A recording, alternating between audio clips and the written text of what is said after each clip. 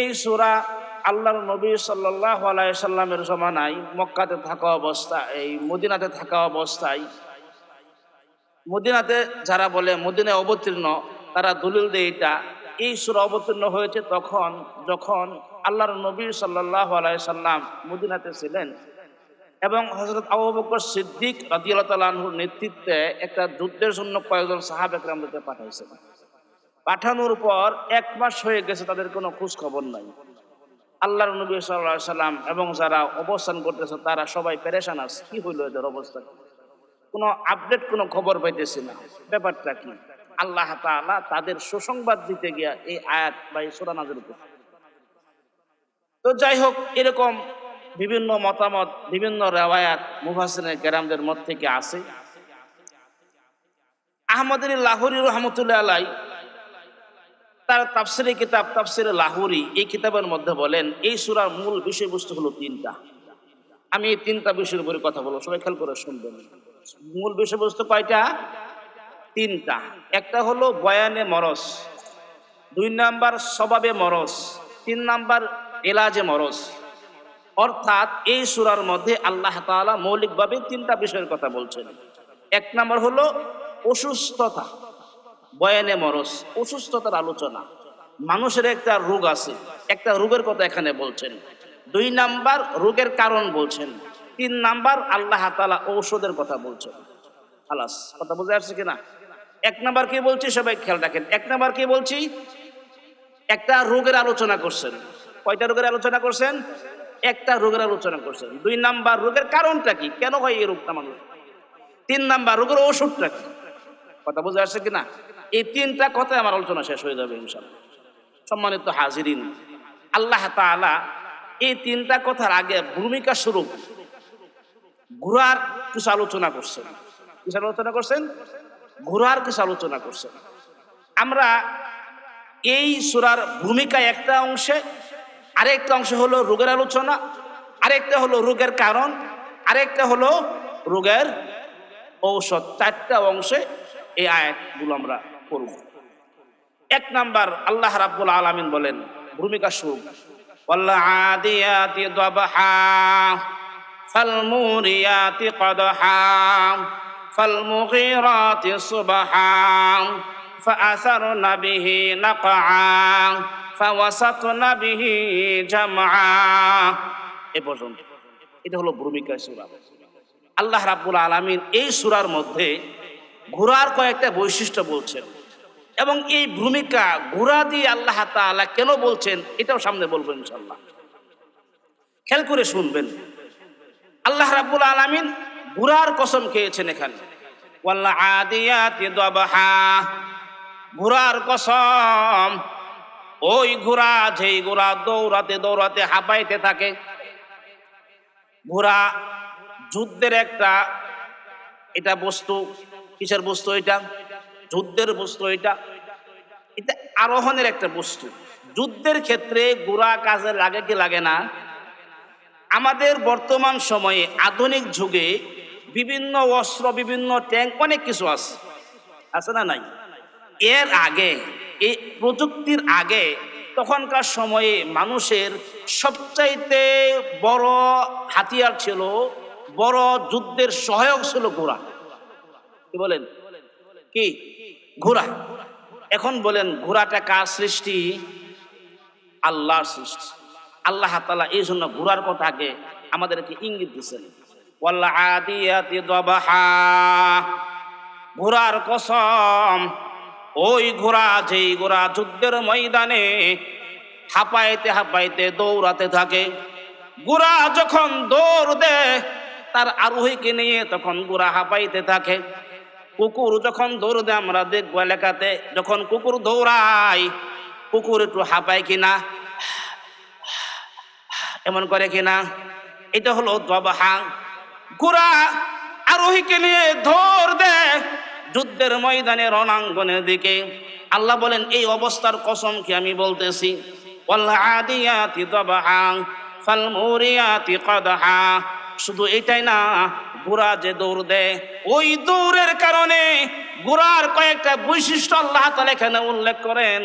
এর মধ্যে একটা বৈশিষ্ট্য হলো এটা, ঘোড়া যখন দৌড়ায় বালুকাময় এলাকা, পাহাড়ি পাথরের পাহাড়, ওই সমস্ত এলাকা, ওই এলাকা দিয়ে যখন দৌড়ায় ঘোড়া, রাস্তা দিয়ে যখন যায়, ঘোড়ার খুরের আঘাতে, মাটির আঘাতে, পাথরের আঘাতে, ঘোড়ার খুরের আঘাতে আর পাথরের আঘাতে আলো বিচ্ছুরিত হয়, আগুন বিচ্ছুরিত হয়। আগুন বিচ্ছুরিত হয় কি হয় না? আমরা গ্যাসটা জ্বালাই না, গ্যাস মেস কি কি এনে, একটা হলো পাথর, নিচার একটা পাথর থাকে ছোট, আছে না নাই? এই দুই পাথরের ঘর্ষণে আগুন জ্বলে। কথা বলেন ঠিক না ভাই? ঠিক। এই দুই পাথরের ঘর্ষণে কি হয়? আগুন জ্বলে। ঘোড়ার খুর খুব শক্ত, ওইটা ঘোড়া যখন চলে তখন তার খুর এবং পাথরের ঘর্ষণে আগুন বিচ্ছুরিত হয়। আল্লাহ তাআলা এই অবস্থার কসম খেয়ে বলতেছেন, ওয়াল আদিয়াতি দাবহা ফাল মুরিয়াতি কদহা ফাল মুগীরাতি সুবহা। প্রত্যুষে সকাল বেলায় ঘোড়া আক্রমণ করে, ফাসারনা বিহি নাকআ, এবং এই ঘোড়াগুলো যখন চলে তখন ধুলা বিচ্ছুরিত করে, ধুলা উড়তে থাকে। ঘোড়ার সোয়াররা যখন যায়, ঘোড়া নিয়ে যখন যুদ্ধের ময়দানে রণাঙ্গনের দিকে যায়, তখন যোদ্ধাদের ওই ঘোড়ার আঘাতের কারণে, ঘোড়ার পায়ের আঘাতের কারণে ভালো বিচ্ছুরিত হয়, ধুলা বিচ্ছুরিত হয়। ফাওয়াসাতনা বিহি জামা, এবং এই ঘোড়াগুলো শত্রুদের মধ্যে, যুদ্ধের ময়দানে শত্রুদের মাঝখানে তার আরোহীকে নিয়ে যুদ্ধের ময়দানে জীবনকে বাজি রেখে ঢুকে পড়ে। ঢুকে কি ঢুকে না? ঘোড়াগুলো ঢুকে পড়ে জীবনকে বাজি রেখে, জীবনের মায়া ঘোড়া করে না। এই যে একটা অবস্থা, আল্লাহ পাক রব্বুল আলামিন এই অবস্থা বলে কি বুঝাইছেন? এর পরবর্তীতে আল্লাহ তাআলা বয়ানে মরজ, অসুস্থতার কারণ বলতেছেন, অসুস্থতার অবস্থা বলতেছেন, ইন্নাল ইনসানা লিরাব্বিহি লাকানুত, নিশ্চয়ই মানুষ বড় নিমুখ হারাম। এটা একটা মানুষের রূপ।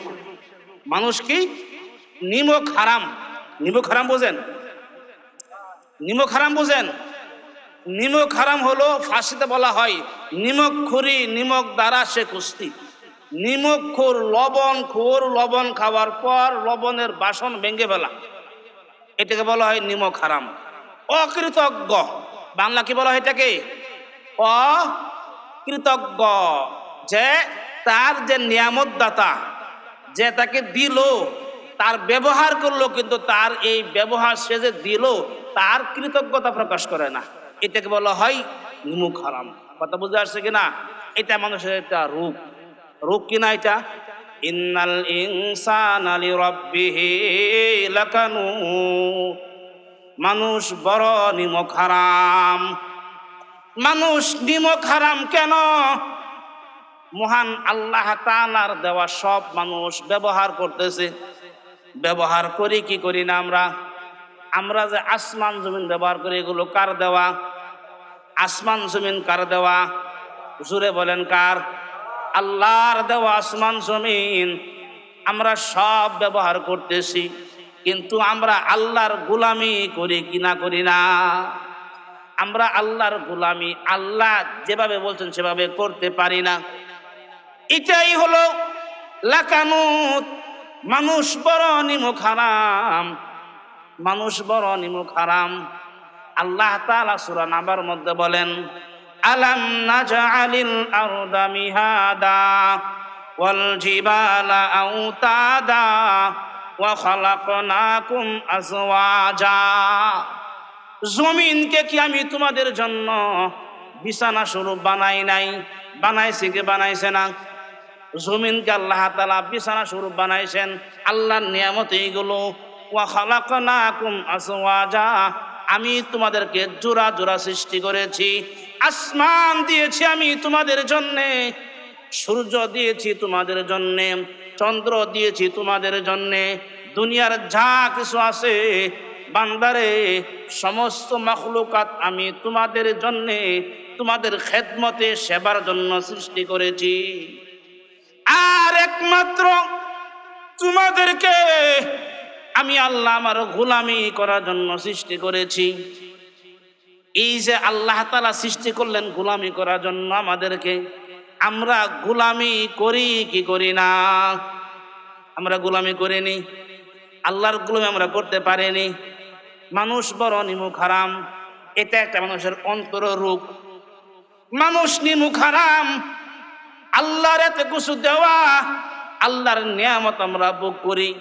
দৈনিক চন্দ্র সূর্য আলো দেয় আমাদেরকে, আমরা এটা আল্লাহর নিয়ামত ভোগ করি কি করি না? কোনো ট্যাক্স দেওয়া লাগে নাকি সূর্যের আলোর? কোনো বেতন দেওয়া লাগে নাকি? বেতন দেওয়া লাগে না, কিছুই দেওয়া লাগে না। চন্দ্র ভোগ করতেছি, আসমান ভোগ করতেছি, জমিন ভোগ করতেছি। আল্লাহর অগণিত অফুরন্ত নিয়ামত আল্লাহ আমাদেরকে দেয়া রাখছেন শুধু একমাত্র আল্লাহর গোলামি করার জন্যে। কিন্তু আমরা এমন নিমক হারাম, দৈনিক 5 ওয়াক্ত নামাজ আদায় করতে পারি না। পারিনি? দৈনিক 5 ওয়াক্ত নামাজ আমরা আদায় করতে পারি না। আল্লাহ বলেন ইন্নাল ইনসানা লিরাব্বিহি লাকানুত, মানুষ বড় নিমক হারাম। ওয়া ইন্নাহু আলা যালিকা লাশাহীদ, এবং সে যে নিমক হারাম এটা সে নিজেও খুব ভালো করে জানে। যারা আল্লাহর বিধান মানি না, 5 ওয়াক্ত নামাজ যারা পড়ি না, দাওয়াত দেন ভাই নামাজ পড়েন, পড়া দরকার, বলি কি বলি না? হুজুর পড়া দরকার, পড়তে পারি না, পড়া দরকার। সে যে পড়তেছে না, অপরাধ করতেছে, গুনাহ করতেছে, সে জানে কি জানে না? সেও জানে এটা যে গুনাহ করতেছে, এটা উচিত না। ফজরের সময় ঘুমানো উচিত না, নামাজ পড়া দরকার, আল্লাহর রাস্তায় দান করা দরকার, কিন্তু করি না। সুদ খাওয়া ভালো না, কিন্তু ছাড়তে পারি না। ঘুষ খাওয়া ভালো না, ছাড়তে পারি না। সেও জানে এটা অপরাধ, কিন্তু এরপরেও করে কি করে না? জমির আইল কাটা জানি আর জনের হক, এটা উচিত না, এরপরেও কাটে কি কাটে না? এরপরেও কাটে কিনা? কাটে কিনা? আমরা এগুলো আরো জনের ক্ষেত দখল করি কিনা? আরো জনের হক নষ্ট করি কিনা? মানুষের মাল নষ্ট করি কিনা? জানি অপরাধ, চুরি করা জানি অপরাধ, এরপরেও করে কি করে না? এরপরেও করে। ওয়া ইন্নাহু আলা যালিকা লাশাহীদ, এটা যে অপরাধ সে নিজেও ভালো করে জানে। এটা কেন করে? আল্লাহ রাব্বুল আলামিন পরবর্তী আয়াতে আল্লাহ তাআলা বলেন কেন করে এটা। ইন্নাহু লিহুব্বিল খায়রি লাশাদীদ, এটা হলো স্বভাবে মরজ। এই যে মানুষের মধ্যে অসুস্থতা, নিমুখ হারামের রোগ, এই রোগটা কেন, এটা সে খুব ভালো করে জানে। সে খুব ভালো করে জানে এটা অপরাধ, এটা অন্যায়, এটা করা যাবে না, এরপরেও করে। কেন করে? ওয়া ইন্নাহু লিহুব্বিল খায়রি লাশাদীদ, সে মালের প্রতি বড় মোহাব্বত তার। রোগের কারণ, নিমুখ হারামের কারণ এটা। সে তার দুনিয়ার প্রতি বড় মোহাব্বত, দুনিয়ার প্রতি বড় ভালোবাসা, মালের প্রতি বড় ভালোবাসা। মালের ভালোবাসা আমাদের অন্তরে আছে না নাই? আছে না নাই? মালের ভালোবাসা আমাদের অন্তরে আছে না নাই? মালের ভালোবাসা, মাল চাই, মাল চাই, যেভাবেই হোক আমার টাকা চাই, অর্থ চাই, সম্পদ চাই, যেভাবেই হোক, আরেকজনের ডামাইরা হোক, খুন করে হোক, ঘুষ খাওয়া হোক, সুদ খাওয়া হোক, আমার সম্পদ চাই, মাল চাই। মালের মোহাব্বত, এটা হলো মানুষের নিমুখ হারামের কারণ। মালের মোহাব্বত, মাল চাই, মাল চাই, মাল ছাড়া উপায় নাই, মাল চাই। মালের মোহাব্বত মানুষের নিমুখ হারামের কারণ, এটা অসুস্থতার কারণ। এটা আল্লাহ রাব্বুল আলামিন পরবর্তী আয়াতে অসুস্থতার রোগের ঔষধ দিতেছেন। এটা ওষুধটা কি জানেননি? ঔষধটা আল্লাহ তাআলা বলতেছেন আফালা ইয়ালামু ইযা বু'থিরা মা ফিল কুবুর, মানুষ কি জানে না? আফালা ইয়ালামু ইযা বু'থিরা মা ফিল কুবুর, কবরের মধ্যে যা আছে এই সবগুলোকে প্রকাশ করা হবে, উঠানো হবে। হাসরের ময়দানে বান্দা তোমাকে উঠানো হবে। দুনিয়াতে যে যাই কিছু করো না কেন, অন্যায় করো আর ন্যায় করো, ভালো করো আর মন্দ করো, এই সমস্ত অন্যায়, অবিচার, জুলুম, নির্যাতনের জন্যে তোমাকে কবর থেকে উঠানো হবে, হাসরের ময়দানে উঠানো হবে। ওই দিন আল্লাহর সামনে হিসাব দেওয়া লাগবে। লাগবে কি লাগবে না? হিসাব দেওয়া লাগবে। এই কথা কেউ যদি মনে করে, আখিরাতের কথা কেউ যদি চিন্তা করে, তাহলে সে কোনোদিন অপরের মাল ঠকিয়ে আত্মসাৎ করবে নি। অপরের মাল ঠকিয়ে আত্মসাৎ করবে না, কারো মাল সে আত্মসাৎ করবে না, নষ্ট করবে না। কারো মাল সে মাইরা খাইতো না, খাইবনি। কারো মাল সে মাইরা খাইতো না। কিন্তু আমরা এগুলো কেন করি? আমাদের মধ্যে আখিরাতের চিন্তা চেতনা নাই। আখিরাতের চিন্তা আমাদের মধ্যে নাই। আখিরাতের চিন্তা যেই পর্যন্ত না আসবে, ওই পর্যন্ত নিমুখ হারামের রোগ দূর হবে না।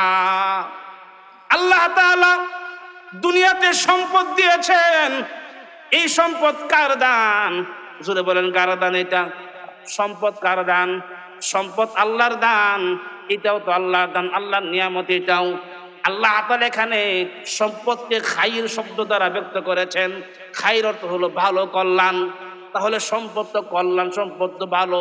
এখানে সম্পদকে আল্লাহ তাআলা নিমুখ হারামের কারণ কেন বললেন?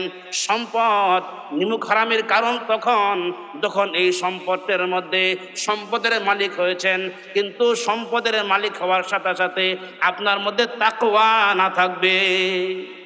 সম্পদের মালিক হন, অনেক সম্পদের মালিক হন, নিষেধ নাই, হালাল পন্থায় সম্পদের মালিক হন, আল্লাহর নিয়ামত, কিন্তু সাথে সাথে আল্লাহর তাকওয়া থাকা চাই।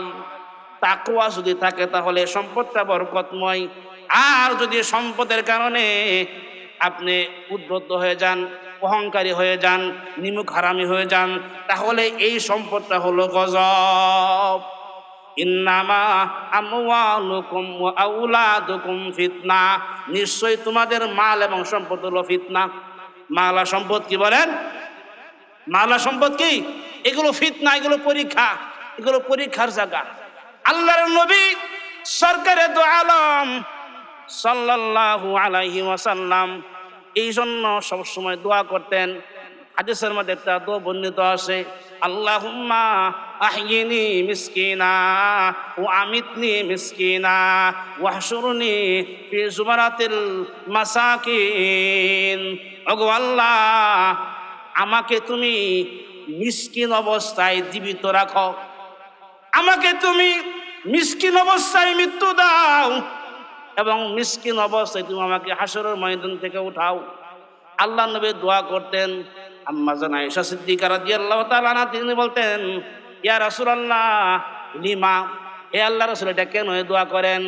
আল্লাহর নবী বলেন, এই জন্য দোয়া করি, আল্লাহ রাব্বুল আলামিন হাসরের ময়দান থেকে যখন উঠাবেন, তখন মিসকিনরা যারা ধনী, এদের চাইতে আরো 500 বছর পূর্বে জান্নাতে যাবে। কয়শো বছর পূর্বে? 500 বছর পূর্বে জান্নাতে যাবে। আল্লাহর নবী সরকারে দু আলম সাল্লাল্লাহু আলাইহি ওয়াসাল্লাম, সরকারে দু আলম, বিশ্ব নবী, বিশ্ব নেতা, কি বলেন?